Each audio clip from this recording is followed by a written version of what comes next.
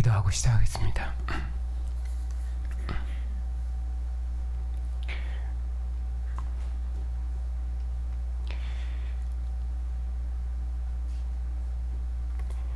물과 피를 다 쏟으셔서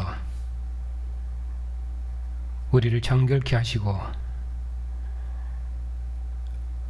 하나님 품 안에 거하는 영원한 생명의 징계로 우리를 구원하신 하나님 아버지,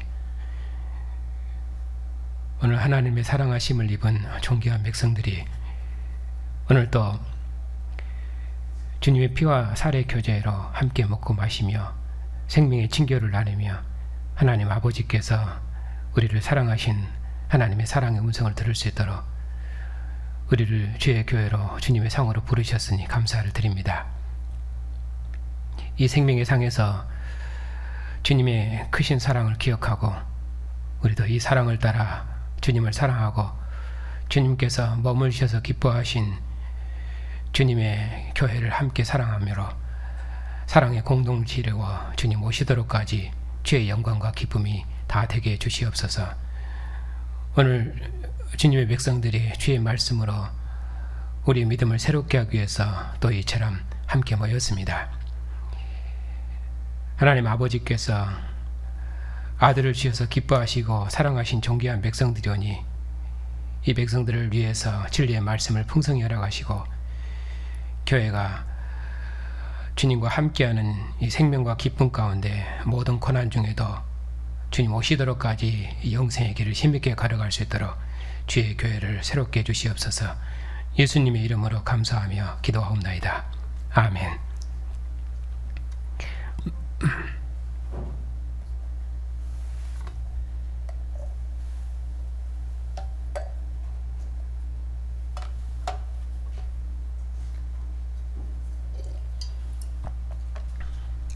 오늘은 요한복음의 부활에 대해서 공부하는데 나눠드린 그 주일 설교 요약으로 공부하겠습니다.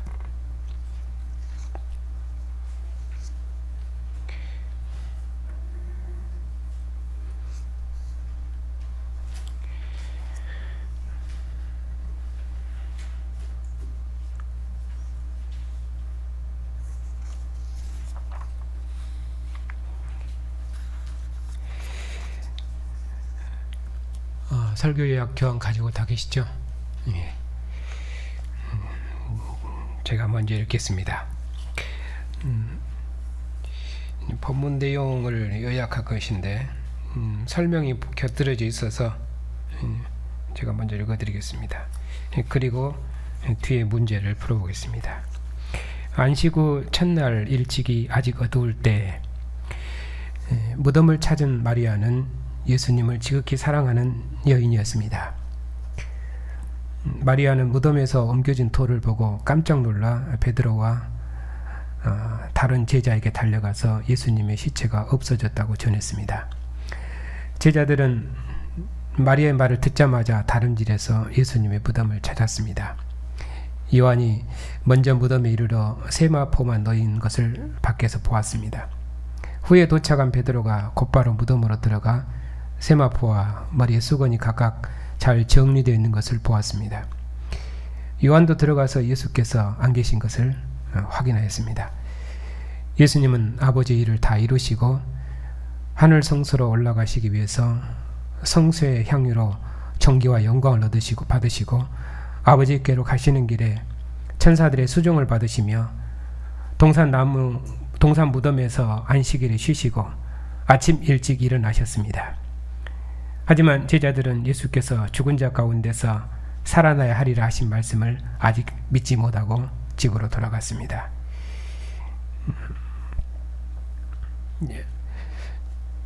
1절부터 10절에 있는 이 말씀을 요약하고 그리고 그 말씀을 해석한 것입니다.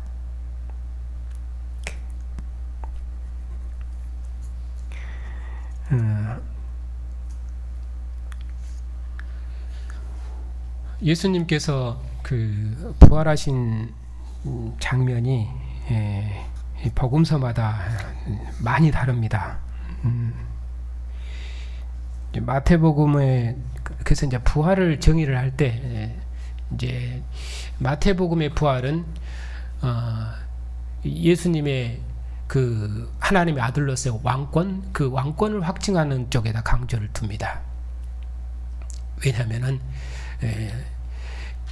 예수님 부활하셨을 때 무덤 문이 열리고 하늘의 천사가 내려와서 무덤을 가두었던, 그리고 세상 황제가 그 돌무덤을 임봉했던 돌무덤을 던져버리고, 그리고 제 생각에는 그 천사가 그 돌무덤을 던져버리고 그 돌무덤 위에 앉아서 말씀하셨을 것 같다라는 생각이 듭니다. 큰 권세로 임하셨죠. 그래서 하나님이 그 천사를 보내서, 권세 있는 천사장이죠. 그 천사를 보내서 무덤 문을 열고 아들을 무덤에서 구원하신 것처럼 그렇게 묘사되어 있습니다. 그러니까 예수께서 하나님의 아들이시라는 그 왕권을 확증하는 것으로 설명을 하는데, 마가복음의 부활은 예수님께서 권세 있는 하나님의 아들이시기 때문에 그 부활을 그쪽에서 설명을 합니다. 근데 누가복음은 모세 율법과 선지자의 글과 시편이 나에 대해서 기록되지 않느냐, 그 이야기를 쭉 하시거든요. 그래서 그 시편에 기록된 하나님의 아들, 그 아들이시라고 그걸 확증하는 방식으로 설명을 하는데, 오늘 이제 보려고 하는 것은 이제 요한복음입니다. 이 요한복음은 아버지 품 안에 생명과 교제를 주시기 위해서 부활하신 것으로 설명을 합니다. 왜냐하면은 이제 14장부터 쭉 그 이야기를 하시지만은 예수님께서 아버지께로 가실 것을 말씀하시고, 그래서 예수님께서 죽으심을 설명할 때도 요한복음에서는 어찌하여 나를 버리십니까? 다른 공간복음서들처럼 그렇게 해서 죄에 대한 심판이 아니라 예수님 십자가에 달리셨을 때 다 이루었다, 그렇게 해서 승리의 주로서 자기 생을 다 마치신 것으로 승리의 축배를 드는 잔, 그렇게 십자가의 잔도 그렇게 표현되어 있고, 마태복음이나 마가복음 같으면 하나님의 진노의 잔, 왜냐하면 범죄한 자기 백성의 왕으로 취임하셨기 때문에 하나님의 진노의 잔, 진노의 잔을 다 마시는 것으로 그렇게 표현되지만은 요한복음은 승리하신 주로서 다 이루었다 하시면서 그렇게 자기 생을 마치신 것으로 그렇게 설명합니다. 그렇기 때문에 무덤이 죽음의 무덤이 아니라 하룻밤 주무셨던 어떤 침실처럼 그렇게 묘사되어 있습니다. 그래서 거기 우리가 읽었던 대로 수고는 세마포와 머리를 쌌던 수고는 세마포와 함께 놓이지 않고 딴 곳에 쌌던 대로 놓여 있더라, 그렇게 말씀하는 걸 보고, 또 흰옷 입은 천사가 예수님 누우셨던 곳 한편은 한 천사는 예수님 머리편에, 한 천사는 예수님의 발편에, 그렇게 해서 예수님을 심시를 수종두는 그런 천사의 모습처럼 그렇게 되어 있습니다. 그래서 부활을 마태복음이나 마가복음처럼 죄의 권세로부터 승리, 그쪽보다는 빛에서 빛으로, 생명에서 생명으로, 영광에서 영광으로 아버지 품 안에 생명과 평안을 주시는 그런 부활로 설명하기 때문에 부활의 성격이 공간복음서와는 확연히 다릅니다. 이제 그런 의미에서 지금 요한복음의 부활이 어떻게 다른지 지금 그걸 보고 있는데요. 그 예수님 이제 머리편과 발편에 앉아 있는 그 천사의 모습을 보면은 그 수종드는 천사의 모습도 이제 복음서마다 다릅니다. 11절부터 한번 읽어보겠습니다. 여러분 교환 그 유인물 두 번째 문단입니다. 하지만 주님을 사랑하는 마리아는 무덤을 떠나지 못하고 울고 있었습니다. 제자들은 이제 다 집으로 돌아갔지요. 그리고 유대인들이 두려워서 문을 꼭꼭 잠그고 숨어 있었습니다. 하지만 주님을 사랑하는 마리아는 무덤을 떠나지 못하고 울고 있었습니다. 그때 무덤 안에서 예수님을 취침을 시중들던 두 천사를 보았습니다.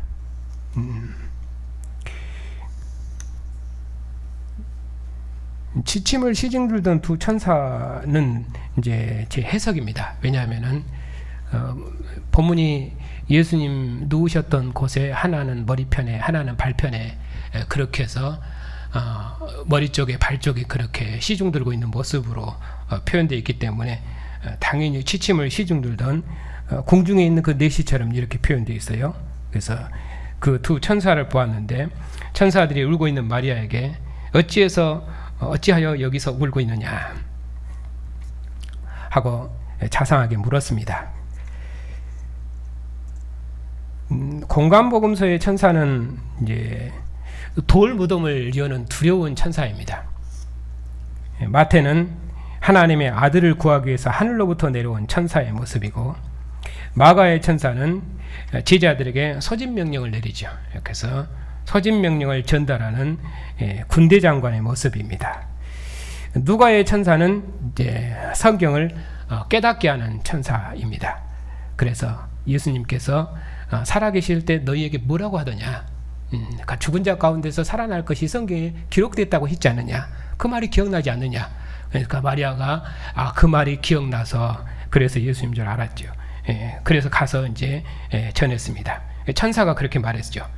그래서 가서 전했는데, 그래서 누가의 천사는 이렇게 성경을 깨닫게 하는 천사입니다. 근데 요한복음의 천사는 아주 다르게 표현되어 있습니다. 어찌하여 우느냐 하면서 슬픔을 위로하는 천사로 이제 그렇게 표현되어 있습니다. 마리아는 천사들에게 내가 사랑하는 주님을 보고 싶어서 왔는데 누군가 주님을 가져갔다고 말했습니다. 그래서 마리아가 아직 동도 트기 전에 어두운데 무덤을 찾아왔지요. 아마 안식일이 지나기를 밤새도록 기다렸겠지요. 그리고 안식일이 지나니까 첫날 아침 일찍이 어두울 때 무덤을 찾았습니다. 왜냐하면은 사랑하는 주님을 보고 싶어서 온 곳이죠. 근데 누군가 주님을 가져갔습니다. 예수님께서는 아버지께로 가시기 전에 자신을 찾으며 울고 있는 사랑하는 마리아를 위로하시기 위해서 찾아오셨습니다.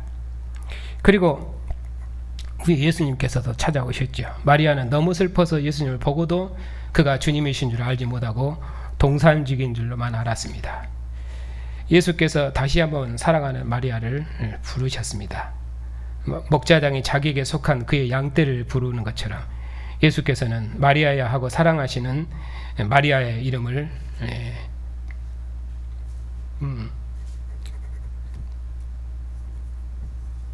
마리아라 하고 마리아 이름을 부르셨습니다. 사랑하시는 빼도 되겠습니다. 목자의 음성을 아는 양처럼 마리아를 부르시는 주님의 온유한 음성을 듣고 마리아는 위로와 기쁨이 충만해서 라보니여 선생님 하고 주님을 붙들었습니다. 이전에 땅에 계셨을 때 마리아가 주님을 불렀던 그 호칭입니다.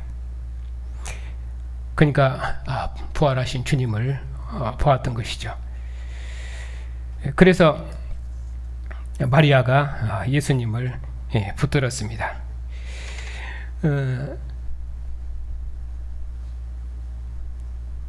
본문이 붙들었는지 안 붙들었는지 이제 표현은 안 되어 있습니다만은 17절에 붙들라고 하니까 예수님께서 나를 붙들지 말라 그렇게 하셨는지, 아니면 붙드니까 나를 붙들지 말라고 하셨는지 이제 그건 잘 모르겠습니다. 그러나 마태복음 같으면은 제자들이 마리아가 예수님을 붙잡고 그렇게 경배했죠. 마리아가 이제까지 주님을 사랑했고 또 막달라 마리아는 예수님의 큰 사랑을 입은 여자 아닙니까? 아마 막달라 마리아는 그 은혜를 입은 뒤로부터 주님 십자가에 달리실 때까지 그리고 죽으셨을 때까지 끝까지 예수님을 끝까지 따라다니면서 사랑했던 그런 여자였습니다. 왜냐하면 주님의 크신 사랑하심을 입었거든요. 그래서 다 떠나도 마리아는 그 무덤까지 예수님을 찾아왔습니다. 어느 누구 하나도 없지만은 죽으신 후에 무덤을 찾은 사람 막달라 마리아, 한 사람뿐입니다. 그렇게 마리아가 주님을 사랑했습니다. 그러니 그 주님께서 죽으셨고, 그런데 그 죽으신 주님의 시체까지 없어졌는데, 그런데 죽은 줄로만 알았던 그 주님께서 죽음의 권세를 이기시고 부활하셔서 살아계시니, 그러니 마리아가 얼마나 기쁘겠습니까? 그러니 마리아가 예수님을 평소에도 그렇게 가까이 지냈고 사랑했기 때문에, 또 예수님의 음성을 잘 알고 또 그렇게 가까이 지내고 있었기 때문에 예수님을 아마 저는 붙잡았다고 그렇게 생각됩니다. 너무 사랑하니까. 그래서 예수님께서 나를 붙들지 말라고 말씀하셨습니다. 왜냐하면 이제 아버지께로 올라가셔야 되기 때문입니다. 예수께서 아버지께로 올라가시는 것은 우리를 아버지 집으로 인도하기 위해서입니다. 나 있는 곳에 너희도 있게 하리라 말씀하신 대로 예수께서는 우리를 아버지 품 안으로 인도하시는 우리의 영원한 대제사장으로 아버지께로 올라가셨습니다.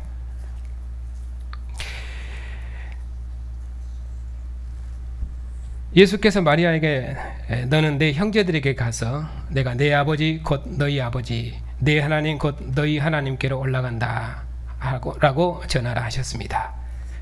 예수님의 아버지를 우리 아버지로, 예수님의 하나님을 우리 하나님으로 하는 새로운 가족 공동체를 지으시려고 아버지께로 올라가셨습니다. 교회는 예수님을 큰 형님으로 하는 한 형제이며 주님의 가족 공동체입니다.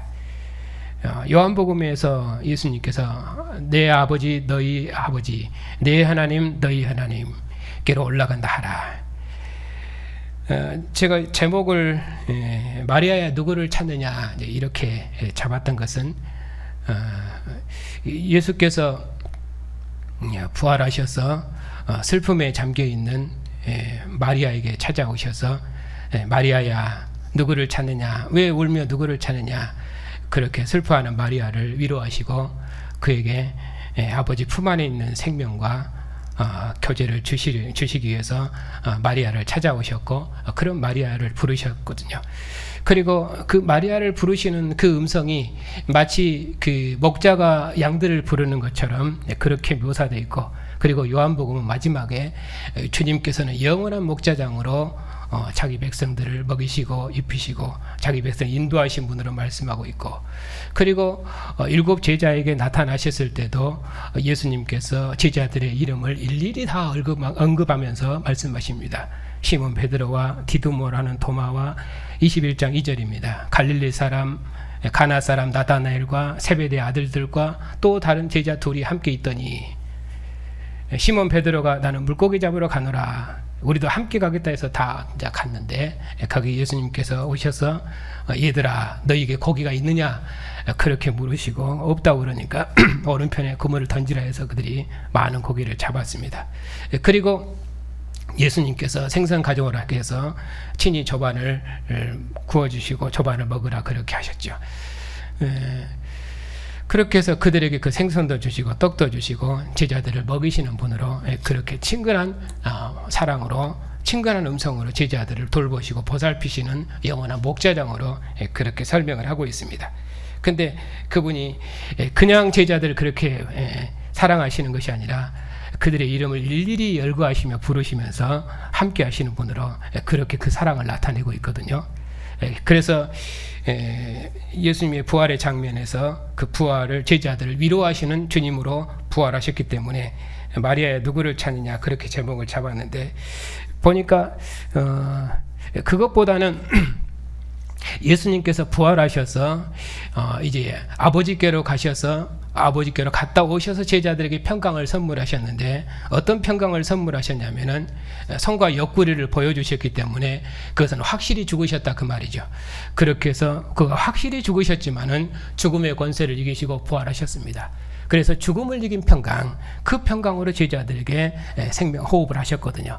그래서 주님께서 제자들에게 주신 평강은, 아버지께로 가셨다 오셔서 제자들에게 주신 평강은 확실히 죽음을 이기신 평강이겠지요. 근데 그가 죽음을 표현할 때도 물과 피가 나오더라 그렇게 해서 마치 물과 피는 요한복음에서는 물과 피가 이제 쭉 나오는데, 물은 구약에서 이스라엘 백성을 정결케 하는 것이죠. 그리고 피도 여전히 성소의 제단에 뿌려서 성소를 정결케 하시고 하나님께 드리는 것입니다.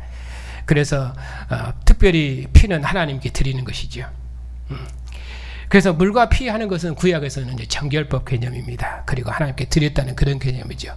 그렇기 때문에 그가 물과 피를 흘리셔서 자기 몸을 하나님 앞에 속죄제물로 드리심으로 우리를 정결케 하고 깨끗이 씻어서 하나님 앞에 드린 것이죠.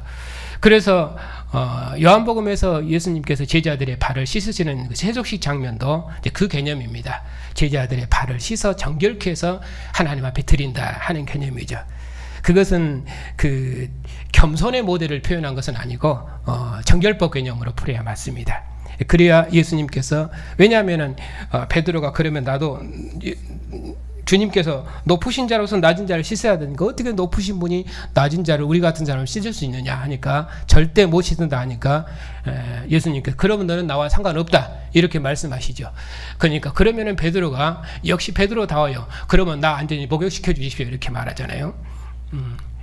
그러니까 뭐 이미 목욕한 자는 씻을 것도 없다 이제 그렇게 말씀하시면서 정결법 개념으로 설명을 하는 것입니다. 그러니까 발을 씻는 것은 그들을, 세상을 씻어 정결케 해서 하나님 앞에 드려라 하는 의미로 본을 보이신 것이죠. 그런 의미로 제자들은 씻어 정결케 하는 백성으로 세상의 증인으로 나아가는 것이 요한복음의 제자들의 증인, 요한복음의 증인들의 개념입니다. 자, 이렇게 물과 피가 나오더라 했을 때는 두 가지 개념을 다 포함하고 있어요. 그래서 죽음을 이긴 평강, 그쪽을 볼 수도 있고, 그리고 그 앞에 17절의 문맥으로 앞으로 연결하면은 여기 이제 물과 피 했을 때도 두 가지 개념이 다 가능해요. 왜냐하면 씻어 정결케 하기 때문에, 물과 피는 씻어 정결케 하는 속죄됨을 개념이기 때문에, 그렇게 해서 제자들 씻어 정결케 해서 하나님 품 안으로 인도하는 평강, 그 평강이죠. 그것과 연결이 가능한 것은 17절 때문에 그렇습니다. 왜냐하면은 너는 내 형제들에게 가서 내가 내 아버지 곧 너희 아버지, 내 하나님 곧 너희 하나님께로 올라간다. 그리스도의 아버지가 곧 우리 아버지며 그리스도의 하나님이 곧 우리 하나님이십니다. 그렇게 해서 그리스도와 우리를 한 형제로 연결하고 있고 한 생명의 공동체로 그렇게 연결하고 있죠. 그렇기 때문에 이제 마리아의 누구를 찾느냐, 이제 그런 것도 제목을 삼을 수도 있겠습니다만은, 해보고 나니까 다시 생각해 보니까 내 하나님 곧 너희, 내 하나님 너희, 내 아버지 너희 아버지, 내 하나님 너희 하나님, 이렇게 제목을 잡아도 괜찮겠다라는 생각이 듭니다. 그래야 이제 우리 그리스도의 아버지가 우리의 아버지가 되고 그리스도의 하나님이 우리의 하나님이 되시려고 예수님께서 승천하시는 것이거든요. 그것이 이제 요한복음의 승천 개념입니다. 그래서 그가 죽음의 권세를 이기시고 죽은 자 가운데서 부활하셔서 이제 하늘로 승천하시는데, 승천하신 이유는 무엇 때문입니까? 아버지께로 가는 것입니다. 마가복음처럼 하나님 보좌 우편으로 그의 통치를 행하기 위해서 보좌 우편에 앉으시는 분을 승천하는 것이 아니라 여기서 승천은 아버지 품 안에 생명과 평강을 주시기 위해서 아버지와 그리스도의 아버지를 우리의 아버지라고 부르고 그리스도의 하나님을 우리의 하나님이라고 부를 수 있도록 그런 생명의 친교 관계로 우리를 구원을 주시려고 아버지께로 올라가는 것으로 그렇게 묘사되어 있습니다. 그리고 이제 아버지 품 안에 평강을 선물하신 것이죠. 그래서 주님을 본 마리아가 마지막 문단입니다. 기쁨이 충만해서 즉시 제자들에게 달려가서 내가 주를 보았다 그렇게 말했고, 또 주님께서 자기에게 하신 말씀을 다 증언했습니다. 요한 공동체는 해설입니다. 요한 공동체는 주님을 직접 보고 만져본 공동체입니다. 예수께서는 아버지와 함께 계시다가 육신을 입고 우리와 같은 사람으로 오셔서 제자들과 함께 거하셨습니다. 아버지께로 가셨다가 아버지 품 안에 영광과 평안을 가지고 오셔서 영원토록 함께 거하셨습니다. 교회는 아버지 품 안의 영광으로 충만한 하나님의 거처여 하나님의 기쁨입니다. 제자들을 홀로 두지 아니하시고 다시 오신 주님은 아버지와 아들과 함께하는 영원한 기쁨을 우리 안에 충만케 하셨습니다. 이것이 이제 요한복음이 예수님께서 안식후 첫날 부활하셔서 제자들에게 주신 생명과 기쁨입니다. 교회는 사도들이 확실히 보고 본 주님을 믿었습니다. 확실히 본 주님을 믿었습니다. 우리 중에 임하신 주님, 영원한 생명을 보았습니다. 세상에 오셔서 함께 하시고 아버지께로 가셨다가 다시 오셔서 영원히 우리와 함께 하신 주님을 우리가 확실히 보았습니다. 아버지 일을 다 이루시고 아버지 품 안으로 들어가신 주님께서 다시 오셔서 제자들에게 보이시고 제자들을 세상에 보내셨습니다. 그 제자들의 증언을 듣고 우리도 주님을 믿고 주님과 함께하는 기쁨이 충만했습니다. 하나님 우리 아버지시여 우리는 하나님의 아들들이며 주님은 우리를 위해서 몸을 내어신 우리의 큰 형님이십니다. 이것이 우리는 영원한 생명이요 기쁨입니다. 주님께서 사랑하시는 자의 이름을 다 아시며 주님을 찾는 사랑하는 주의 백성들 이름을 하나하나 부르시고 떠나지 않으시고 영원토록 함께 하십니다. 교회는 몸을 내어신 주님의 사랑으로 하나된 몸의 공동체이며 예수께서 하나님의 아들 그리스도이심을 증언하는 주님의 증인입니다. 예수께서 하나님의 아들 그리스도라는 고백이 우리의 믿음이며 기쁨이며 영생입니다.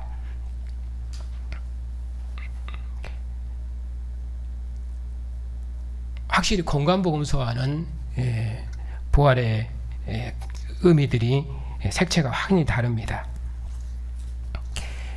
자, 그러면은 이제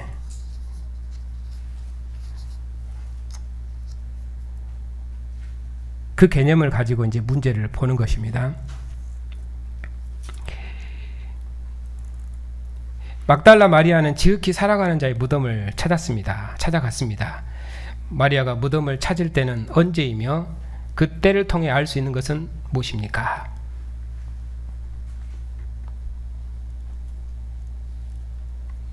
저 1분단 아니 첫 번째 줄 윤미정 기사님 1번 탁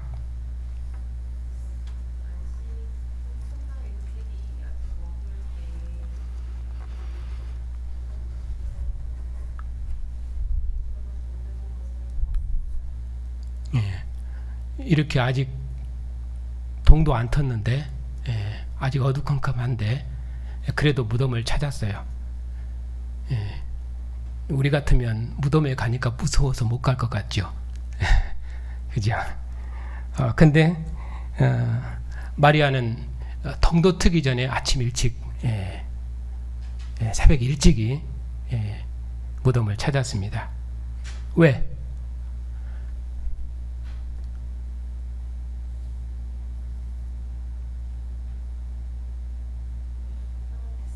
그죠? 너무너무 보고 싶으니까. 그가 마리아가 예수님을 너무 사랑했기 때문에 그렇게 아침 일찍 찾은 것입니다. 2번 막달라 마리아가 돌이 무덤에서 옮겨진 것을 보고 시급히 달려갔습니다. 누구에게 달려갔습니까? 그리고 가서 무엇을 전했습니까?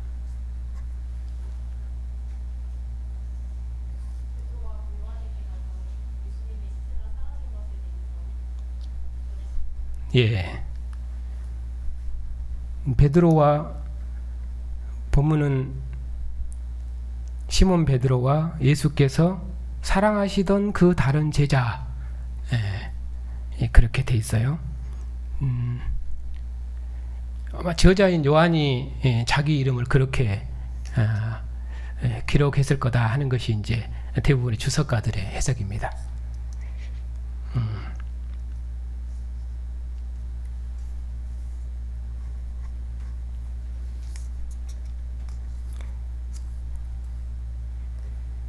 베드로와 예수께서 사랑하시던 다른 제자가 마리아의 말을 듣고 무덤으로 시급히 달려갔습니다. 먼저 온 제자는 누구이며 나중에 온 제자는 누구입니까?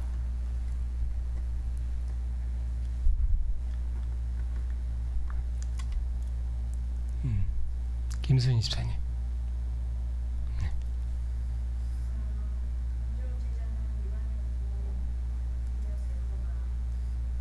나중에 온 제자는 베드로이고. 그래요?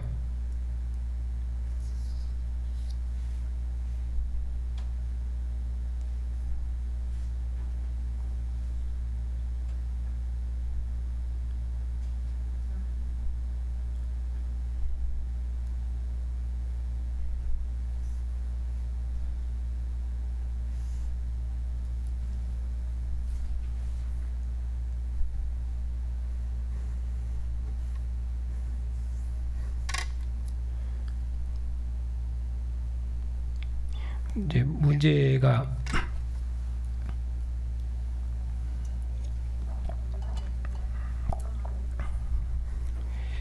베드로가 먼저 도착한 것이 아니고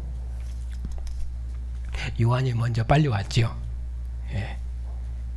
요한이 먼저 왔습니다. 그리고 베드로가 나중에 왔고, 요한은 왔는데 무덤에 들어가지는 못하고 예수님의 세마포가 잘 정리된 것만 보았죠.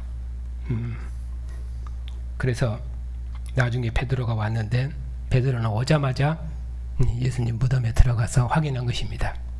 그러니까 나중에 요한도 들어와서 예수님의 시체가 없어졌다는 것을 확인을 한 것이죠. 근데 이제 9절에 이걸 설명하기를 그들은 성경에 그가 죽은 자 가운데서 다시 살아나리라 하시는 말씀을 아직 알지 못하더라. 그래서 제자들이 주님께서 부활하신 것을 믿지 못했다고 그렇게 말했습니다. 왜냐하면 봐야 알 수 있거든요. 왜냐하면 그냥 믿으라 그 말이 아닙니다. 예수님께서 여러 증거로 그가 아버지께로 그러니까 죽으실 것을 말씀하셨고, 근데 그 죽으시는 것이 그냥 죽는 것이 아니라 아버지께로 가시는 것으로 말씀하셔요.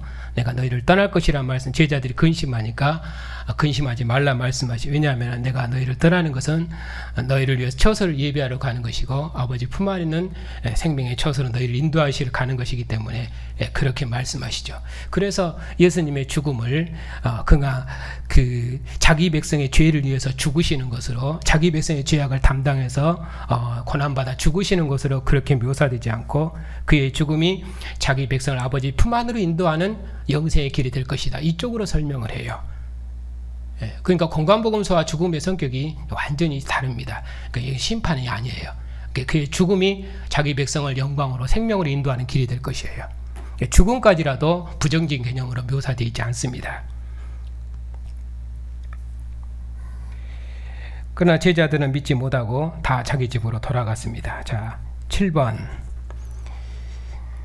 주님을 사랑하는 마리아는 떠나지 못하고 빈 무덤을 보고 울었습니다. 울고 있었습니다. 마리아가 무덤 안에서 무엇을 보았습니까? 정동희 장로님.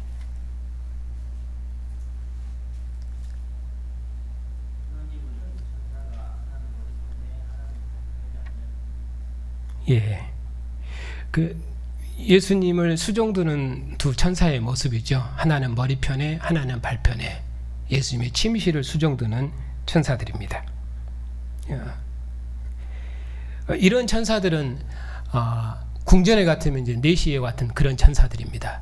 그런데 마태복음의 천사는 가장 그 하늘 군대에서 예수님의 아들, 하나님의 아들 예수님을 호위하는 호위무사를 보냈겠죠. 왕세자의 호위무사를 보낸 것입니다. 그러니까 가장 칼싸움을 잘한, 칼싸움을 이제 사극으로 표현한다면 그런 게 있죠. 그런 호위무사를 보내서, 그래서 무덤문을 열어 제치고, 임봉한 무덤문이에요. 그걸 제끼고, 그리고 그가 내려올 때도 하늘이 진동, 땅이 진동하고 무덤이 열리고 큰 권세와 위엄으로 그 천사가 오는 장면도 그렇게 묘사되어 있어요. 근데 요한복음의 이 천사는 그냥 예수님의 침실을 수종드는 그런 내시와 같은 그런 천사입니다. 천사들이 울고 있는 마리아에게 왜 우는지를 자상하게 물었습니다. 그 표현이 그래요. 여자여 어찌하여 우느냐. 천사의 말을 들은 마리아의 대답은 엠춘화 집사님.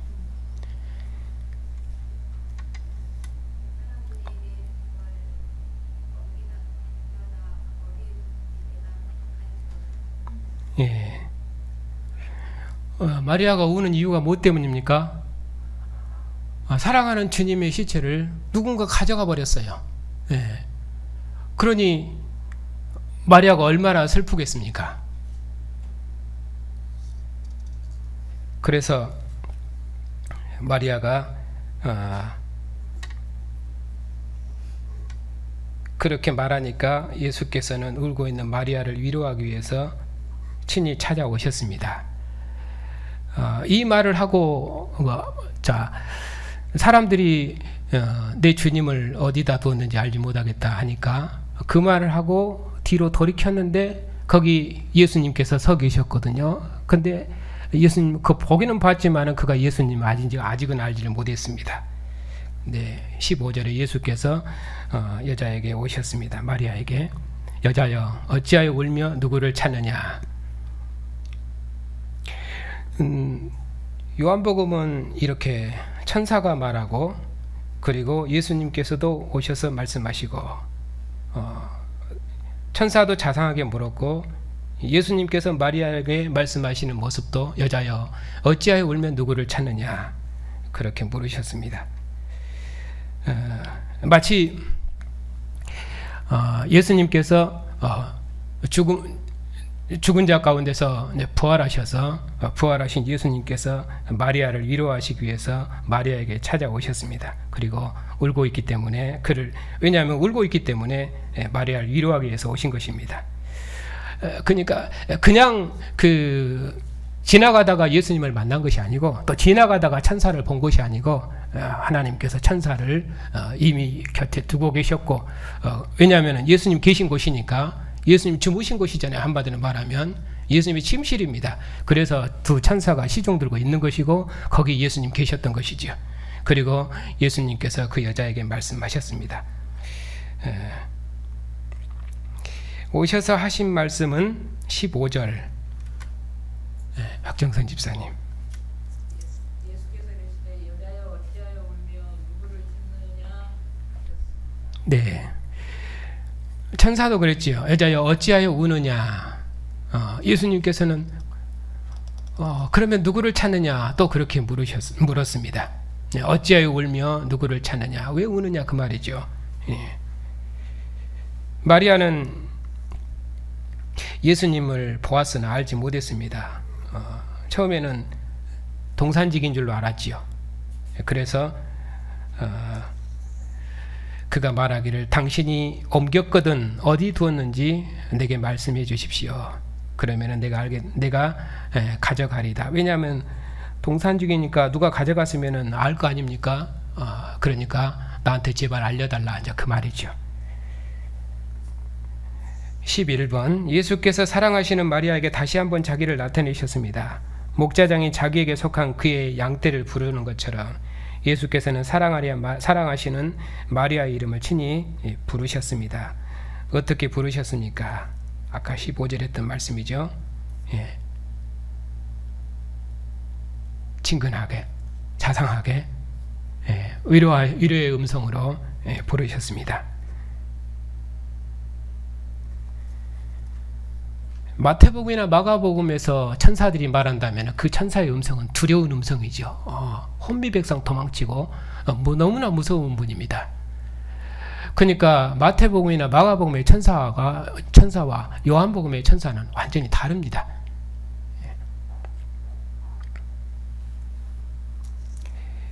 이렇게 울고 있는 마리아를 위로하기 위해서 오시는 분이기 때문에 그렇습니다. 목자의 음성을 12번 아는 양처럼 마리아야 하고 부르시는 사랑하시는 주님의 온유한 음성을 듣고 마리아는 어떻게 하였습니까? 16절 주어 16절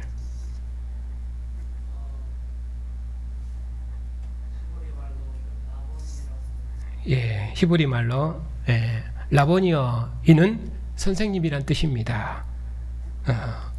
마리아가 평소에 주님을 불렀던 그 호칭이죠.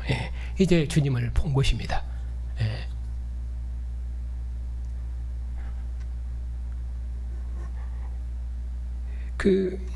이렇게 사랑하시는 그 온유한 음성, 주님의 온유한 음성을 들었고 마리아가 그렇게 찾았던 주님을 그가 만났거든요.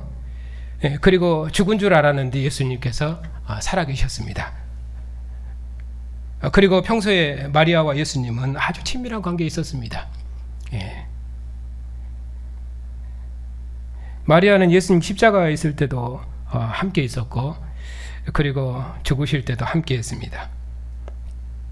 마치 예수님의 가족처럼 그렇게 함께 움직였죠. 그런 마리아였기 때문에 마리아가 주님을 보았을 때 또 주님의 음성을 들었을 때 어떻게 했겠습니까? 라보니여 선생님이여 하고 주님을 붙들었겠지요. 얼마나 기뻤겠습니까? 그 성경 표현은 나를 붙들지 말라 붙잡지 말라 했는데 그 바짓가랑이 잡고 이렇게 붙들었다 그런 표현은 좀 안 맞을 것 같고요. 제가 봤을 때는 안아보지 않았을까 저는 그렇게 모르겠습니다. 이스라엘 백성들은 이제 그 남녀 관계에서 이제 그런 그 친근한 표현이 가능한지는 제가 그쪽 문화를 잘 모르겠습니다만은 아마 제 생각에는 아마 그렇게 그 바지를 잡고 붙들었다 그런 개념보다는 안아봤을 것이에요. 왜냐하면 그런 사랑의 표현이기 때문에 그렇습니다.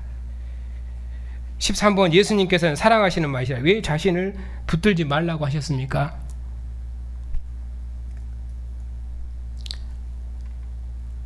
네. 내가 아직 아버지께로 올라가지 않았습니다. 예. 그래서 아직 아버지께로 올라가지 아니했기 때문에 나를 붙들지 말아라. 내가 이제 아버지께로 가야 되니까. 예.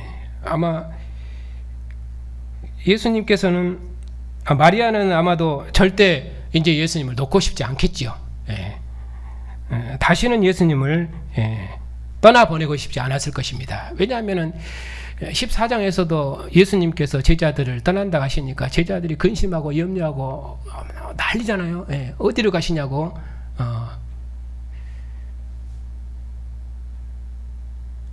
그렇게 해서 예수님이 이제 가셨는데 그리고 죽으셔 버렸거든요.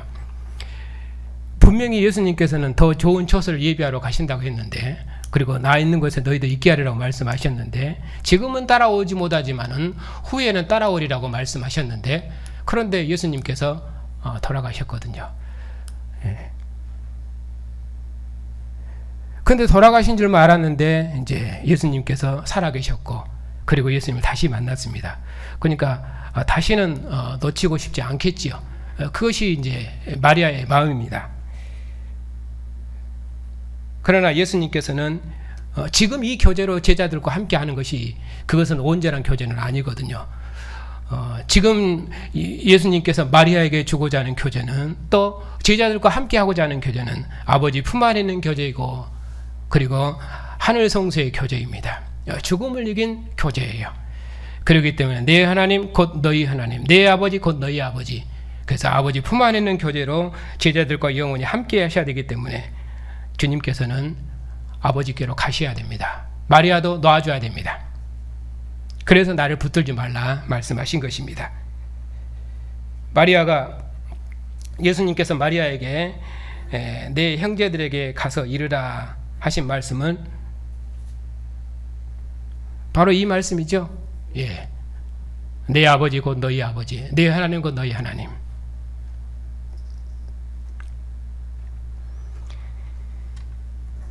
(15번) 예.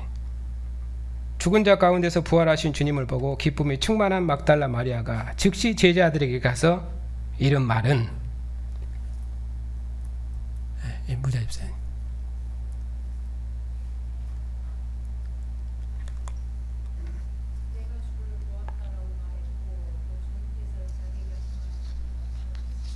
예. 예수님께서 부활하셔서 마리아에게 어떻게 자상하고 위로의 말씀으로 슬퍼하는 마리아를 위로했는지. 마리아는 예수님 돌아가신 것 때문에 슬피 울었습니다. 그러나 예수께서는 죽음의 권세 아래 매일 뿐이 아니십니다. 자기 백성들을 죽음 아래 두실 분이 아닙니다. 자기 백성들을 두려움 가운데 두실 분이 아닙니다. 그는 생명의 주님이십니다. 죽음을 이긴 생명의 주님, 부활의 주님으로 제자들에게 찾아오셔서 제자들을 위로하시고, 그리고 아버지 품 안에 있는 교제로 제자들을 인도하시기 위해서 그는 아버지께로 가실 것입니다. 그리고 다시는 제자들이 두려움 가운데 있지 아니하도록, 더 두려움이 제자들을 위협하지 못하도록 오래 계실 것이 아닙니다. 아버지께로 올라간다 하신 그분은 아버지께로 올라가셨다가 그날 저녁에 곧바로 내려오셨습니다. 그리고 아버지 품 안의 교제로 제자들에게 평강을 선물하셨습니다. 왜냐하면 제자들을 두려움 가운데 오래 둘 이유가 없습니다. 왜? 그토록 주님께서 제자들을 사랑하셨기 때문입니다. 그리고 영원한 목자장으로 제자들과 함께 하시면서 제자들을 인도하실 것입니다. 제자들이 이 주님을 확실히 보았습니다.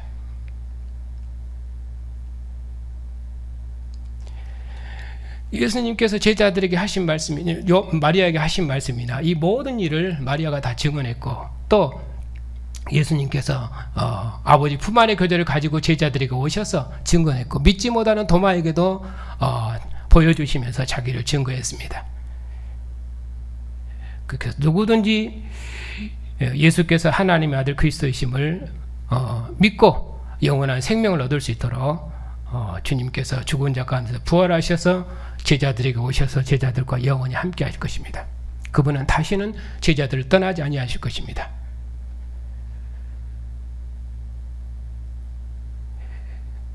마가복음은 예수님께서 하나님 보좌 우편에 승천하시죠.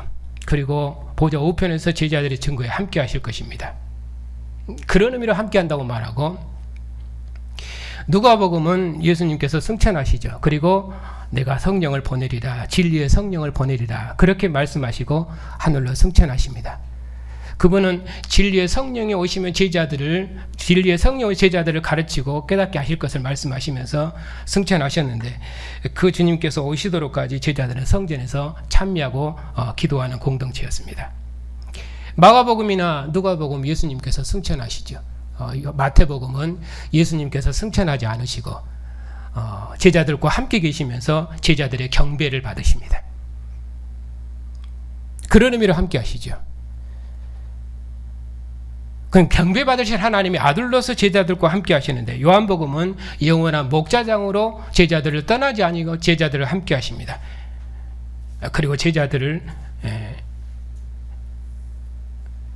친히 먹이시고 입히시고 모든 생명으로 은혜로 공급하시고, 그렇게 해서 내가 오도록까지 제자들과 함께해서 제자들을 통해서 제자들을 돌보시고 붙드시는 영원한 목자장으로 그렇게 자기를 증거하십니다.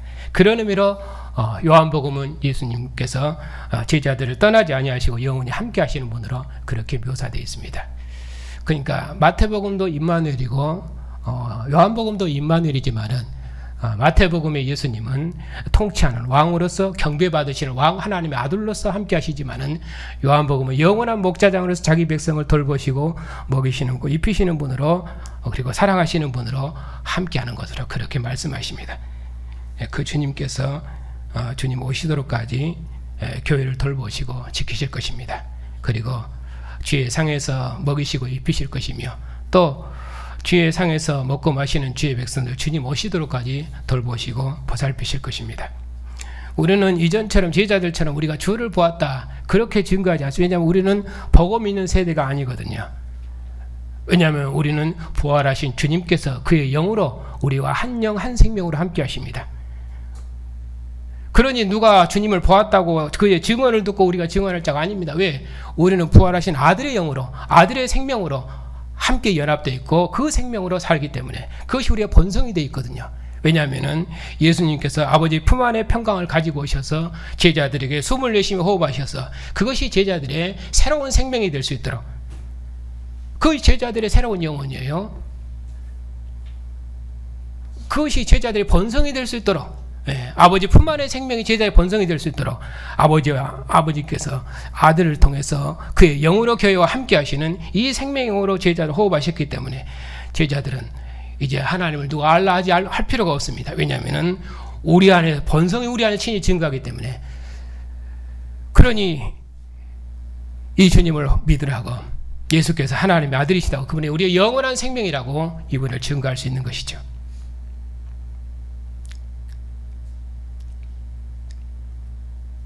이분 외에는 세상에 생명이 없고, 이분 외에는 세상에 참다운 평화를 줄 분이 없습니다. 지금 중동에서 많은 전쟁이 있고 어려움들이 있지만은, 그러나 그 모든 전쟁을 끝낼 수 있는 것은 무엇입니까? 오직 죽은 자 가운데 부활하신 예수께서 하나님의 아들이시라는 것을, 그걸 받아들이는 것 외에는 없습니다. 누가 세상에 주님을 왕으로 복종하고 통치합니까? 없지요. 예. 세상 사람들도 무슨 죽었다가 사는 것이 어디 있느냐, 부활을 조롱하고. 그리고 주님의 상에서 먹고 마시는 것이 우리의 생명이며, 그리고 그의 피와 살로 연합된 우리의 연합에서 우리를 하나님의 자녀로 살 수 있도록 우리를 복주신 것이 우리의 새로운 생명인데도, 심지어 교회까지라도 그것을 새로운 생명으로 사는가 했을 때는 우리가 많은 생각을 해야 됩니다. 그리고 세상 나라 왕들은 다 자기 왕권을 강화하고, 그리고 십자가에 죽으시고 부활하신 예수님을 하나님의 아들로 복종하지 않습니다. 저 예루살렘 이스라엘도 예수께서 하나님의 아들이시 아니라고 죽였고, 그리고 지금도 메시아를 기다리고, 또 그 옆에 있는 나라들은 자기들의 메시아를 또 만들어냈지요. 그리고 이것이 우리의 메시아라고, 우리의 신이라고, 우리의 하나님이라고 그렇게 하나님을 섬기고 있죠. 그들의 하나님을. 그것이 우상인데, 그것 때문에 그들이 서로 전쟁하는 거 아닙니까? 그러니까 세상에 평화를 주는 것은 오직 십자가에 죽으시고 부활하신 예수께서 하나님의 아들이시라는 것을 인정하는 것입니다. 그거 외에는 세상에 참다운 평화와 구원을 주는 길은 없습니다. 모든 전쟁을 끝내는 것도 예수께서 하나님의 아들 왕이시다 하는 것을 인정하고 복종하는 것입니다.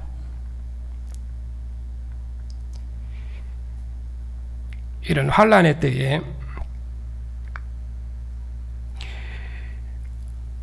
그 저 먼 나라의 일이 아니라, 그들도 예수께서 하나님의 아들을 부인하는 것처럼 우리 자신들도 예수께서 우리의 생명이시며 우리의 구원이신가, 우리의 영원한 생명이신가, 그분이 내 피와 내 살인가, 그분 내가 한 영 한 몸 한 생명으로 사는가, 그 믿음으로 온전히 깨어있지 못하는 것이 우리가 하나님 앞에 범죄하는 것이고, 그것이 우리의 죄고 우리의 허물입니다. 그래서 주님 오시도록까지 항상 하나님 앞에 끼어서 주님께서 우리의 영원한 생명이시며 우리의 영원한 구원이시며 우리의 모든 소망이시며 우리의 모든 기쁨인 것을 확실히 알고, 죽은 자 가운데 부활하신 예수 외에는, 하나님의 아들 그리스도 예수 외에는 생명이 없고, 그분 외에는 구원의 주가 없으며, 그분의 통치 외에는 하나님의 공의가 없음을 세상에 담대히 증거해서 우리의 증언을 통해서 만민이 예수께서 하나님의 아들이심을 믿고 영원한 생명을 얻을 수 있도록 하고, 또 우리와 함께 주님의 상에서 함께 하나님의 구원을 찬양하고, 우리와 함께 주님의 상에서 먹고 마시는 영원한 생명을 누리고, 우리와 함께 형제가 되어서 한 가족 공동체를 이루어서 주님의 나라의 천국 백성으로서 함께 하늘 공동체로서 함께 이 나라를 봉사할 수 있도록 우리들이 힘을 다해서 예수께서 하나님의 아들이심을 증거하고, 우리 자신들도 이분을 확실히 믿고 우리의 전 생명을 다해서 주님과 함께 의의 길을 힘있게 걷는 그런 복된 백성들이 다 되시기를 축복합니다.